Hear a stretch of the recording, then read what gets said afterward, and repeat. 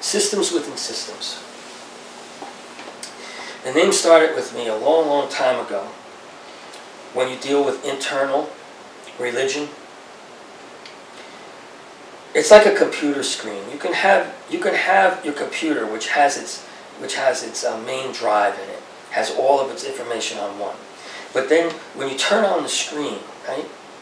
And I know I'm not computer savvy, so I know I'm not using the right words, but I think you get the drift, right? Right? You have your hard drive. Is that what that's called? The hard drive where everything's on there. Then when you turn on your screen, you have all these windows. And you could have thousands of apps and all these windows to go into, all on one screen that develops off your hard drive. So you're just adding things to that. But it's amazing that all those things can function, and all those things have a function. And you click on it, and you click on this, you click on this, and they can all be operating, all on this one screen. Well, that is universal. So you look at a computer, it goes very much with creation and with you, because you need to add more things to your hard drive. That's chi. That's internal energy. That's systems within systems. Everything here just shouldn't become a fact. It should be something that you build on, to grow on. That's systems within systems. I recently had a student, an old student, come up to me who's seen a lot of war and combat, which is a whole different thing. It's not like fighting in the ring when you see somebody get their head blown off, or a piece of shrapnel stuck into their chest and they're gone. And you tend to look at religion a little bit differently at that point. Some people do. And he came to me and he says, first of all, because he'd known me for a long time, and disappeared and came back, and he asked, he goes, you know, and I think he comes from a Jewish culture. He says, I don't have any religion. He goes, what is your religion? I don't believe in religion anymore. And he says, what is your religion? And I said, I don't have a religion. Well, what does that mean? Well, first, religion means to tie, to bond, to become one with. The other is systems within systems, many steps of thought, many consciousness, many levels. And the other, when you talk about chi, is to listen and to understand the many voices that are within you. Because each emotion, each emotional content, as Mr. Lee would talk about, expresses a different part of yourself. So you have to learn to listen to those voices. And I'm not saying like you listen to the voice and you go murder your family.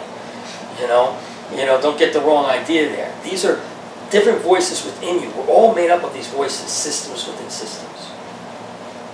And they're all expressing something different, which is one of the reasons why so many people have so many high anxieties.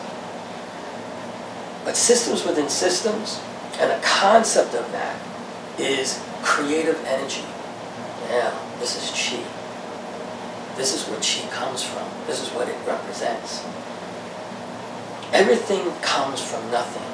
Now, no matter where it came from, or what you may believe in, the elements are fundamentally there. If you're a God that makes up the elements, it's there. If you don't believe in a God, you're here because you're here. Life imagined itself into existence. Imagination isn't something that is just something you see today on a screen. And that's the problem. Everything is imagined, doing all the work for us.